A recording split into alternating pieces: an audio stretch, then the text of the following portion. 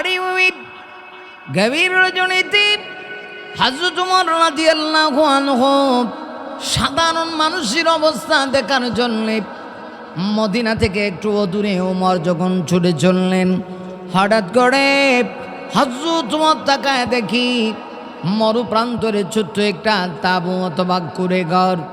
দুইটা বর্ণনা মুমিন রে, একটা হলো ছোট্ট তাঁবু অথবা কুঁড়ে ঘর। এই ঘরের ভিতর থেকে হযরত ওমরের কানের ভিতরে আওয়াজ স্পর্শ করতেছে। কে যেন মেলি কণ্ঠে, চমৎকার কণ্ঠে একটা গান ঘরের ভিতর থেকে সে পরিবেশন করতেছে। হযরত ওমরের কানের ভিতরে গানের আওয়াজটা বেসে উঠল। হযরত ওমর তাকা দেখি মেয়েটা তার ভাষা দিয়া, আরবি ভাষা দিয়া গান গায়।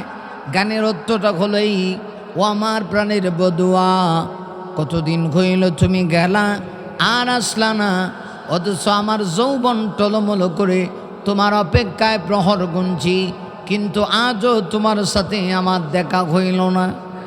নারী মুমিন হযরত ওমর যে মুহূর্তে এই আওয়াজটা শুনেছি, ওমর রাদিয়াল্লাহু আনহু আর নিজেকে কন্ট্রোল করতে পারলেন না।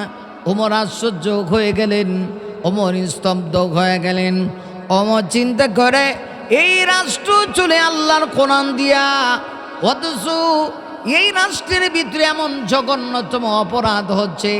এই রাষ্ট্রের খলিফা হলো হযরত ওমর, নবী সাবি হযরত ওমর এই রাষ্ট্র পরিচালনা করে। এই রাষ্ট্রের রচয়িতা হলো আল্লাহর বন্ধু বিশ্বনবী রাহমাতুল লিল আলামিন। আবার এই রাষ্ট্রের ভিতরে একটা মেয়ে তো গভীর রজনীতে, কাকে নিয়ে গভীর রজনীতে বসে বসে গান গায়। ওমর রাদিয়াল্লাহু আনহু আর নিজেকে কন্ট্রোল করতে পারলেন না, দৌড়ায় ওই তাঁবুর কাছে গেলেন। তাঁবুর ভিতরে হযরত ওমর ঢুকে গেলেন।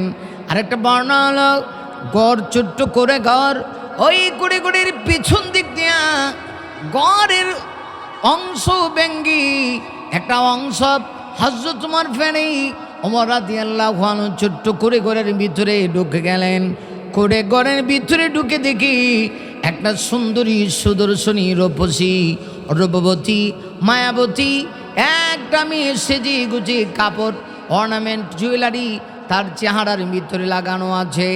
সব কিছু ব্যবহার করে মেয়েটা বসে বসে গান গায়। হযরত ওমর ডাক দিয়া কয়, কিরি কার জন্য গান গাও? কার এত বড় শ্বাস, এত বড় স্পর্ধা? আমার হযরত ওমর যে রাষ্ট্রের খলিফা, এই রাষ্ট্রের ভিতরে এত বড় দুঃসাহস তোমার কেমনে হইল? যুবতী, কার উদ্দেশ্য করে গান গাচ্ছ?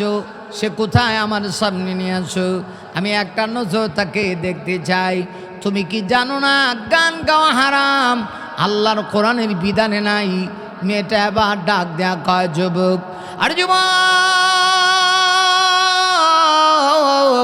তুমি কেন? যুবক চিনি না, তবে শোনো যুবক, আমি তো কোরআনের একটা বিধান লঙ্ঘন করেছি, আর তুমি চারটা কোরআনের বিধান লঙ্ঘন করেছ। এই চারটা বিধান লঙ্ঘন করার কারণে ওমরের দরবারে যদি আমি তোমাকে নিয়ে যাই, তোমার কি পরিমাণ শাস্তি হতে পারে তুমি তো এটা ভালোই করে বোঝো। কারণ এই দেশের রাষ্ট্রের যিনি রাষ্ট্রনায়ক তিনি আর কেউ না, তিনি হলো আল্লাহর নবীর খলিফা হযরত ওমর, যার ইশারায় তামাম পৃথিবীর অর্ধেকটা পৃথিবী পরিচালিত হয়। মুমিনে খেয়াল করো, হযরত ওমর আশ্চর্য হয়, আমার পরিচয় দেয় না। যুবতী সুন্দরী সুদর্শনী তো ওমরকে চিনে না, ওমরের কাছে নিয়ে যাবে বলে আর কয়, আমি কোরআনের একটা বিধান লঙ্ঘন করেছি। সেটা কি?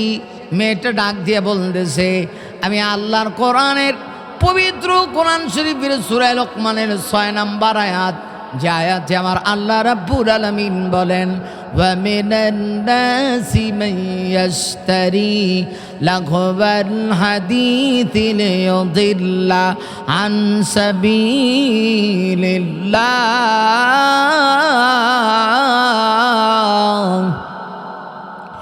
ليضل عن سبيل الله بغير علم يتخذها هزوا أولئك لهم عذاب مهين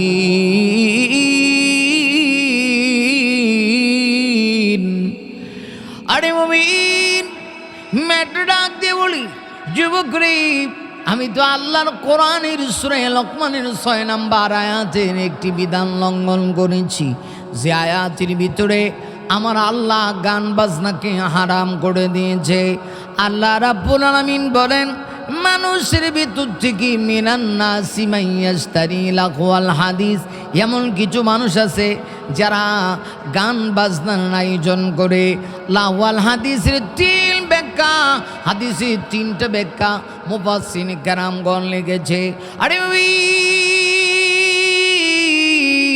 হাদিসের তিনটা ব্যাখ্যা এক নম্বর হলো হাদিস মানে হলো অনর্থক কথাবার্তা যেই কথাবার্তা শোনার মাধ্যমে যেই কথাবার্তা বলার মাধ্যমে দিন ইসলামের কোনো ফায়দা নাই দুই নাম্বার হলো লাহওয়াল হাদিস মানে হলো গান বাজনা যত ধরনের গান আছে সর্বপ্রকারের গান যেগুলা লাহুন মানুষকে গাফিল করে দেয় লিয়ুদিল্লান সাবিলিল্লাহ আল্লাহ রাস্তা থেকে মানুষকে গাফিল করে দেয় মুমিন আর সেই সুদর্শনী সুন্দরী মেয়েটা ডাক দিয়া বলে যুবক আমি তো কোরআনের শুধুমাত্র একটি বিধান লঙ্ঘন করেছি যে আয়াতের মাধ্যমে আমার আল্লাহ চিরচুরি গান বাজনাকে হারাম করে দিয়েছে আর তুমি কোরআনের একটা বিধান নয় কোরআনের চারটা বিধান লঙ্ঘন করেছো তুমি কি জানো ওমরের কাছে গেলে তোমার কি শাস্তি হতে পারে আরে যুবক এই চারটা বিধান লঙ্ঘন করার কারণে ওমরের কাছে গেলে তোমার এমন শাস্তি হবে যেটার কল্পনাও তুমি করতে পারো নাই হযরত ওমর তিনি আর পরিচয় দিলেন না ওমর বড় আশ্চর্য হয়ে গেলেন কয় কি ধারণা করলাম কি আর হইল কি হযরত ওমর একটু ঠান্ডা হতে শুরু হয়ে গেলেন কারণ ওমর তো বড় গরম ছিলেন এত গরম হাদিস শরীফের ভিতরে আসছে গো যে ওমরকে দেখলে মিস্টার ইবলিস দেশের বড় হুজুর শয়তান পর্যন্ত রাস্তা ছেড়ে দে ওমরের এত দাম আরে আজও পর্যন্ত ওমরের নাম শুনলি গোটা পৃথিবীর সকল বেঈমানদের পাতলা পায়খানা শুরু হয় আল্লাহ নবী ওমর সম্পর্কে নবীজি বলেছেন ওয়াশাদ্দুহুম ফি আমরিল্লাহি ওমর আল্লাহ নবী বলেন আরে নবীজি বলেন আমার ওমর হলো বাতিলের জন্য বড় কঠোর আমার ওমর হলো বাতিলের জন্য বড় শক্তিশালী হযরত ওমর বাতিলের সঙ্গে আপোষ করে না ওমরকে দেখলে তরতর করে বাতিলকে বেউড়ে সেই ওমর মোমের মতো নরম হয়ে গেলেন আমার পরিচয় না দিয়া ডাক দিয়া কয় পন্ডে বলো না কোন চারটে বিধান আমি লঙ্ঘন করেছি অথচ তোমার আশ্চর্য হয়ে গেলেন এবার মেয়েটা ডাক দিয়ে বলে এক নম্বর হলো আল্লাহর কোরআনের বিধান মেয়েটা কোরআনের আয়াত তেলাওয়াত করে জবাব দিয়ে বোঝায় দিচ্ছে ওয়ালাইসাল বিররু বিআন তা'তুল বুয়ুতা মিন যুহুরিহা ওয়ালাকিন্নাল বিররা মান ইত্তাকা ওয়া'তুল বুয়ুতা মিন আবওয়াবিহা واتقوا الله لعلكم تفلحون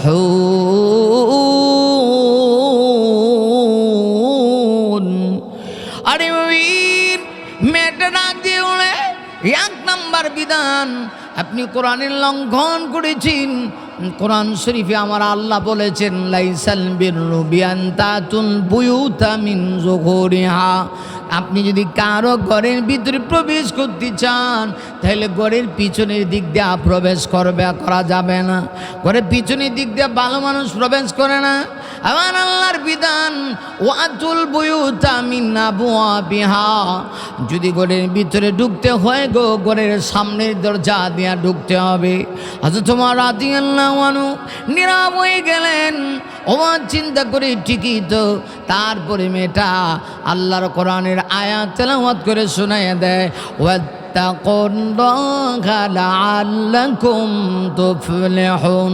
আরে যুবক, আমার আল্লাহ কয় আল্লাহকে ভয় করো, যদি সত্যিকার অর্থে ভয় করতে পারো গো, আল্লাহ বলেন তবেই তুমি সফল কাম। বেটা ডাক দিয়া কয় যুবক, আরে যুবক, আমি তো একটা আইন লঙ্ঘন করেছি কোরআনের, তুমি 4টা আইন লঙ্ঘন করেছো। 1 নাম্বার হলো আমার ঘরের ভিতরে ঢুকেছো, সামনের দরজা দিয়া নয়, সামনের দিকে নয়, পিছনের দিক দিয়ে তুমি প্রবেশ করেছো। 2 নাম্বার, মেয়েটা এবার আল্লাহর কোরআনের আয়াত দিয়ে দলিল দে, ডাক দিয়ে বলতেছে 2 নাম্বার বিধান তুমি লঙ্ঘন করেছো। সেটা কি? ডেকে ডেকে বলতেছে, ডেকে ডেকে বলতেছে আমার আল্লাহ পবিত্র কোরআনের ভিতরে বলেছেন, ইয়া আইয়ুহাল্লাযীনা আমানু লা তাদখুলু বুয়ুতান গায়রা বুয়ুতিকুম হাত্তা তাস্তানিসু ওয়া তুসাল্লিমু আলা আহলিহা যালিকুম খায়রুল লাকুম লাআল্লাকুম তাযাক্কারুন।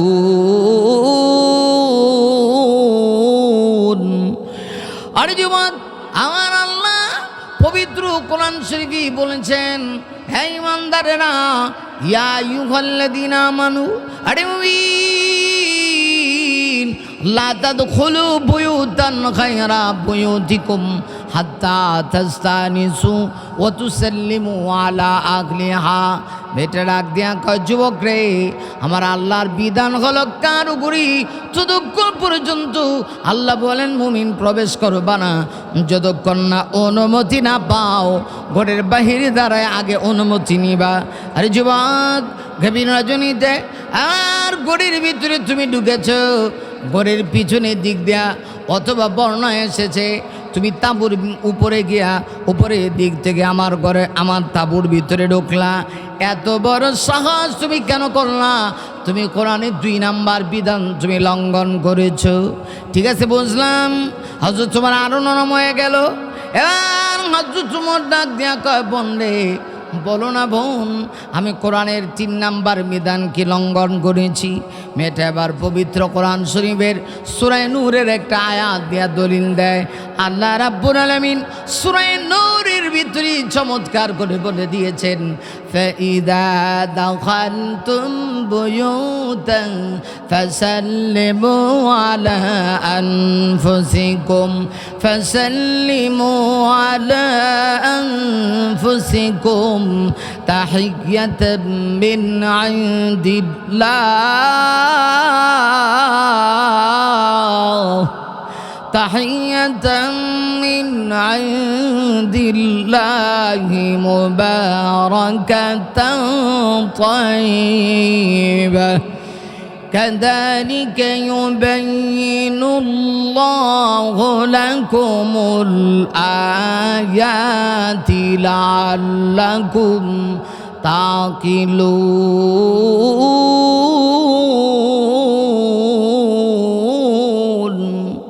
আরে মুমিন, সুন্দরী মেয়েটা এবার ডাক দেয়া কোন যুবক রে, আমার আল্লাহর কোরআনের বিধান আল্লাহ রাব্বুল আলামিন বলেন, ফাইদা দাখালতুম বুয়ুতা, যখন তোমরা কোনো মানুষের ঘরে প্রবেশ করবা, আল্লাহ রাব্বুল আলামিন বলেন ফাসাল্লিমু আলা আনফুসিকুম, ঘরে ঢোকার আগে অবশ্যই সালাম দিবা, সালাম দিয়া তারপরে ঘরে ঢুকবা।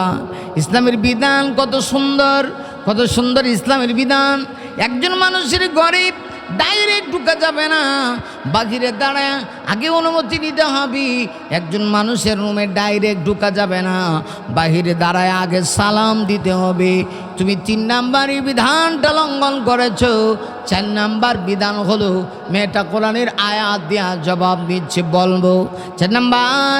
এবার সেই মেয়েটা ডাক দিয়ে বলে 4 নাম্বার হলো, মেয়েটা আল্লাহ রাব্বুল আলামিনের পবিত্র কোরআনের আরেকটা আয়াত সূরা হুজুরাতের আয়াত দিয়া জবাব দিয়া বলছে, ইয়া আইয়ুহাল্লাযীনা আমানু জতানিবু কাতীরাম মিনাজ-যন ইন্না বা'দাজ الظن إثم ولا تجسسوا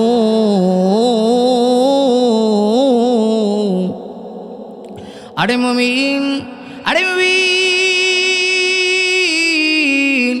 মেয়েটা আবার ডাক দিয়া বলে 4 নম্বর বিধান তুমি লঙ্ঘন করেছো।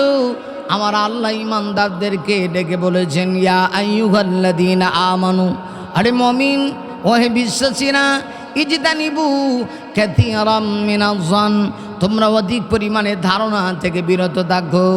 কারণ কি জানেননি?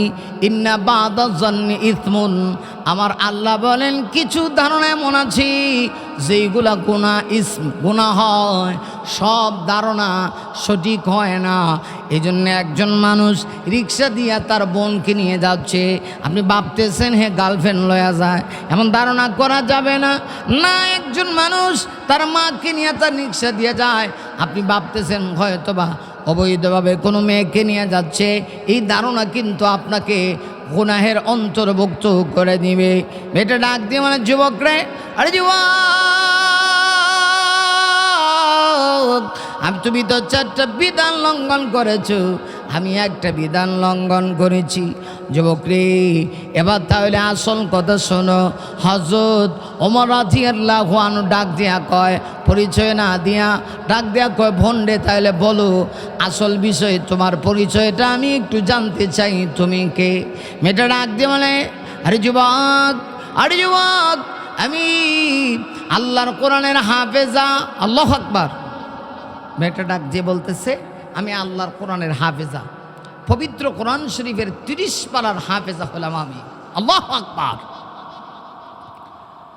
না রে যুবক, এই আল্লাহর কোরআনের 30 পারা কোরআনের হাফেজা, আমার সিনার ভিতরে রয়েছে 30 পারা কোরআন। যে মুহূর্তে কথা বলেছে, এতক্ষণ হযরত ওমর নরম ছিলেন, এখন এত নরম হয়েছে হযরত ওমরের 2 চোখ দিয়ে টপ টপ টপ টপ করে পানি পড়তেছে। আরে মুমিন, হযরত ওমর ডাক দিয়া কয়, তাইলে বুঝছি জন্যই তুমি কোরআন দিয়া দলিল দিচ্ছ রে বোন, তুমি 30 পারা কোরআনের হাফেজা। আরও কি পরিচয় আছে?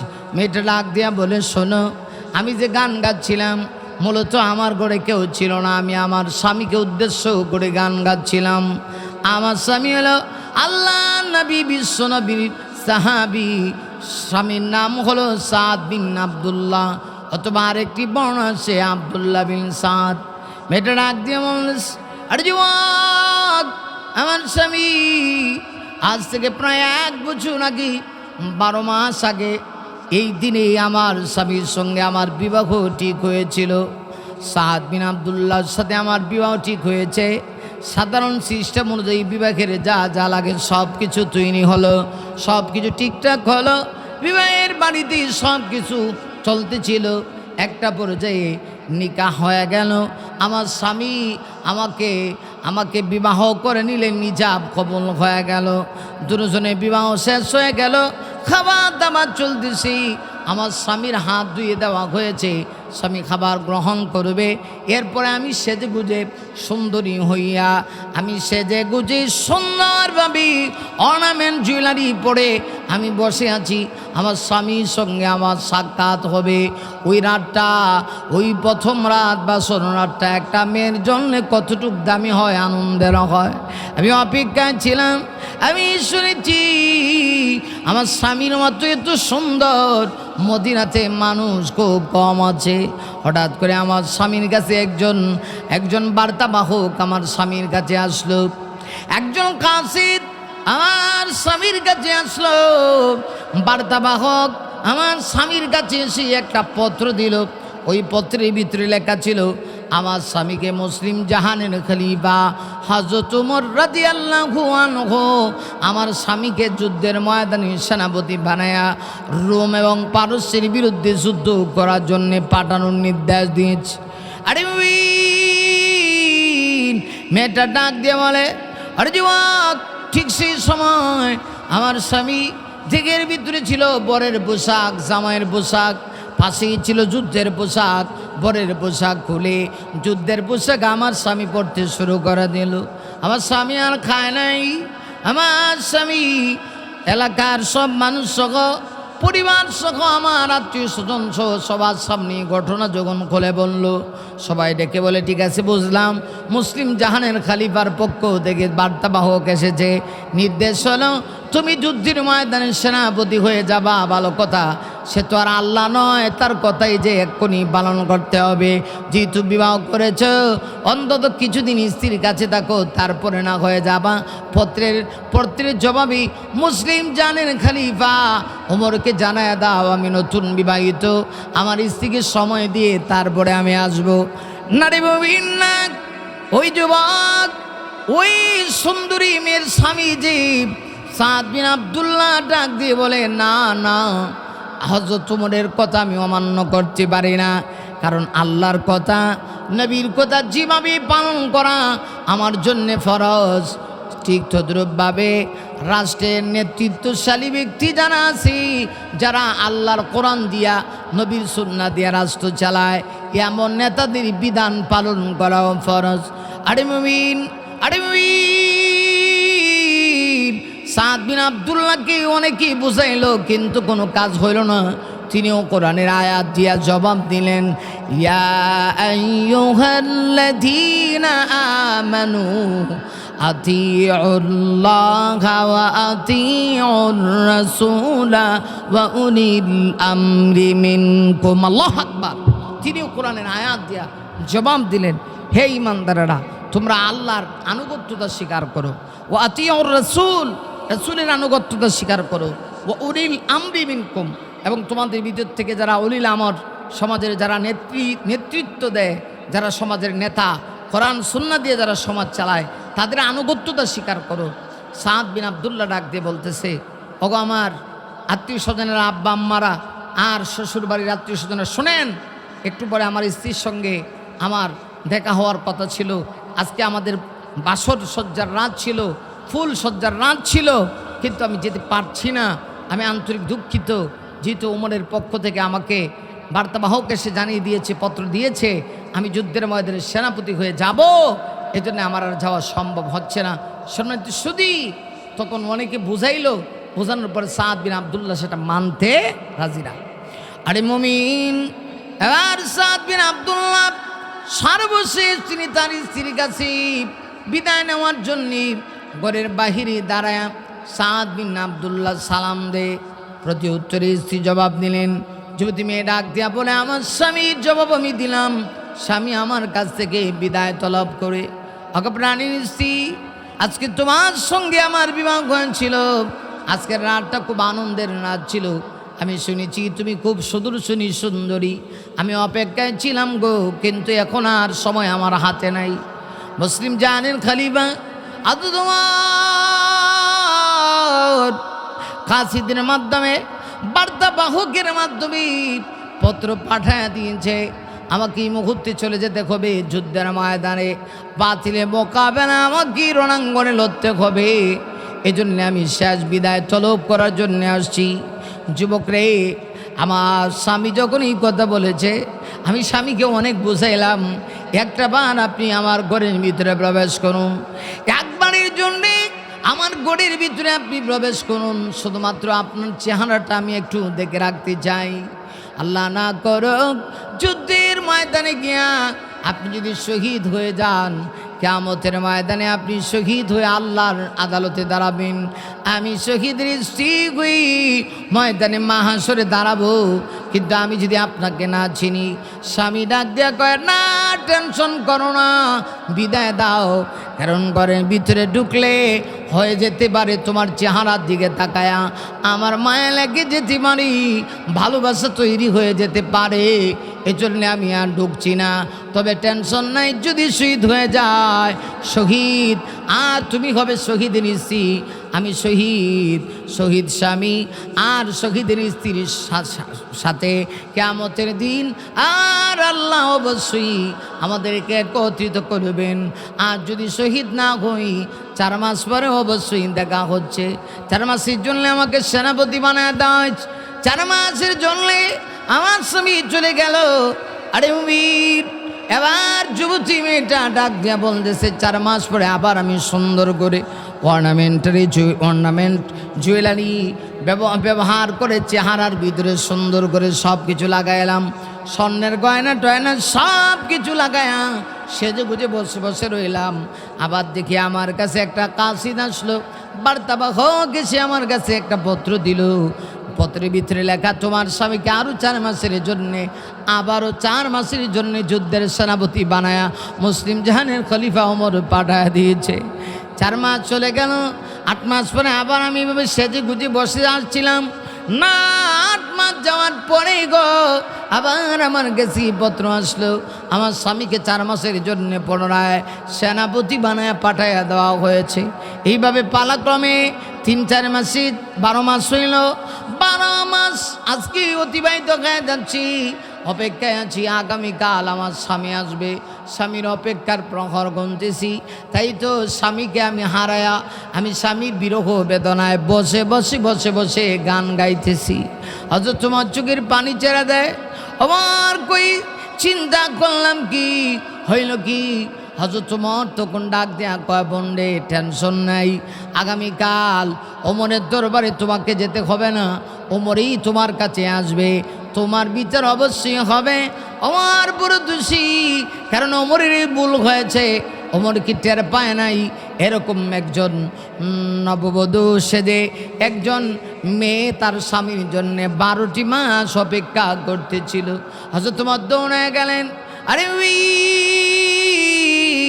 গভীর রজনীতে হযরত তোমার তাহাজ্জুদের নামাজ পড়ি সেজদায় পড়ে কান্না শুরু করলেন, আর ডেকে ডেকে বলে, আপ্রভু আপ্রভু, আমি অপরাধী, কত বড় অপরাধ অন্যায় আমি করেছি গো আল্লাহ, তুমি যদি ক্ষমা না করো কে আমাকে ক্ষমা করবে? আমি একটা মেয়ের জীবন থেকে 12টা মাস নতুন বিবাহ হওয়ার পরে অতিক্রম করে ফেললাম। মেয়েটা তার স্বামীর জন্যে অপেক্ষা করে করে স্বামীর জন্যে বিরহের গান গায়। আল্লাহ নবী সাহাবী হযরত ওমর সেজদায় পড়ে কান্না করে সকালবেলা হযরত ওমর হাফসার কাছে গেলেন, তার মেয়ে, যে মেয়েটাকে ওমর আমার আপনার নবীর সঙ্গে বিবাহ দিয়েছে। হাফসার কাছে ডাক দিয়া কয়, হাফসারে বলো তো দেখি, একজন মেয়ে তার স্বামী ছাড়া কতদিন সর্বোচ্চ থাকতে পারে? হাফসা ডাক দিয়া বলে, সর্বোচ্চ 4 মাস। হযরত ওমর বুঝতে পারলেন 4 মাস পরে একটা মেয়ে তার স্বামীকে রেখে এভাবে থাকতে পারে না। কত প্রবাসী যুবক আছি, প্রবাস জীবনে চলে গেল, স্ত্রীকে রেখে যায় আর স্ত্রী স্বামীর জন্য অপেক্ষার প্রহর গুনে। হায় হায় রে, প্রবাসী যুবকদের না কত কষ্ট। আর যুবককে একটু খেয়াল করো। এবার হযরত ওমর দৌড়ে গেলেন ওই যে সৈনিকদের কাছে গিয়া সেনাপতি সাদ বিন আব্দুল্লাহকে বের করলেন, বের করে তাকে ছুটি দিলেন, বললেন যাও স্ত্রীকে সময় দাও, প্রয়োজনে আরও 15 দিন বেশি সময় কাটাবা, এরপরেও যদি তোমার স্ত্রী খুশি না হয় আরও বেশি দিন ছুটি কাটায়া তারপরে তুমি ফিরে আসবা।